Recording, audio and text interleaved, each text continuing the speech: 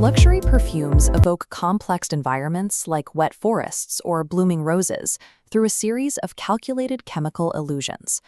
Perfumers use these synthetic abstractions to bypass the physical source of a scent and engage the brain's memory centers.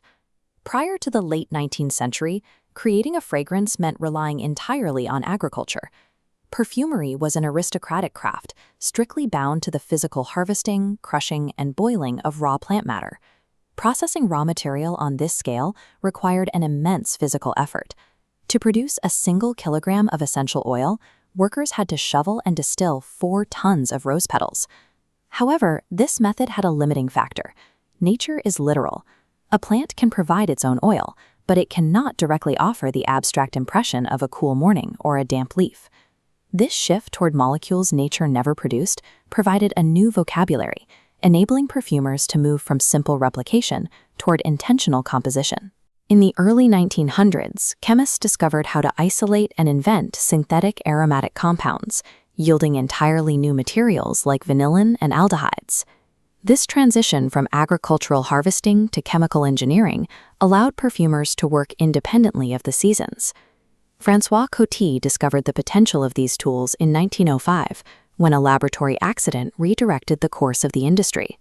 Coty poured an overpowering dose of synthetic vanillin over a base of bergamot extract, creating a highly unusual mixture he called Ambrine S. He released this formula as Ambre Antique. The dark liquid smelled like no specific flower, effectively creating an entirely new, abstract category of fragrance. Instead of attempting to replicate a recognizable plant, Coty had successfully manufactured an artificial word. These synthetic molecules began to function as an alphabet, providing the tools needed to write original olfactory stories. Master perfumer Jean-Claude views this approach as a distinct grammar of scent. He operates on the principle that 1 + 1 = 3. If you combine 2 synthetic molecules, they do not merge into a uniform smell. They coexist, retaining their individual traits while forming a new meaning. Perfumers applied this grammar to replicate ambergris, a rare and expensive whale secretion that had become nearly impossible to source. Visualizing this synthetic replacement like a sentence, the foundational word is ambroxan, providing a deep, warm core.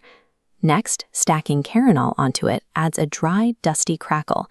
Finally, amber tolide wraps the structure in a smooth, musky halo. While none of these individual molecules are natural amber, the brain reads the completed chemical sentence as dry, sun-bleached wood. Armed with an expanding catalog of synthetic molecules, contemporary perfumers no longer search for nature.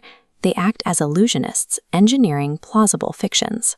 This is evident in Jean-Claude Ellenau's attempt to capture the experience of a garden island on the Nile River in Egypt. To evoke the smell of green mangoes, he deliberately avoided using real mango extract, knowing that a literal copy would lack the necessary depth. Instead, he selected distinct chemical signs, layering notes of resin, grapefruit, and carrot, to successfully trigger the memory of a green mango. These abstract chemical inputs bypass logical recognition, firing across neural pathways to instantly generate a vivid mental landscape. The experience of wearing a modern fragrance relies on this engineered chemical poem, a sequence of molecules designed to stimulate the wearer's neural network and conjure an environment that isn't physically there.